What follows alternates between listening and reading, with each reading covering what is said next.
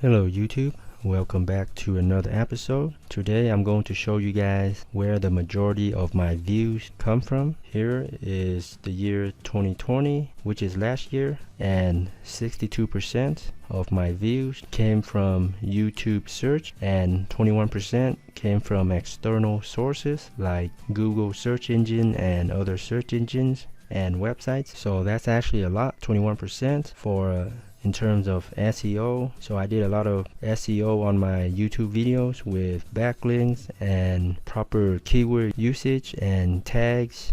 I am a small YouTuber, so I don't get a lot of suggested videos or views through my channel pages or notification. Less than 0.5% actually watch my videos through any of my new notification for new video posts. So as a small YouTuber, I depend heavily on SEO for YouTube search and also through search engine optimization for like Google and other search engines. Hence, even with a small YouTube channel, you can still get a good amount of views without going viral or having a big subscriber list. So that's 2020. Let's see how it is going for me right now in the year 2021. And here it is, 2021. Views has gone down, and also YouTube search is close to 75%, and external, which is Google search engine and other websites and search engines, has gone way down,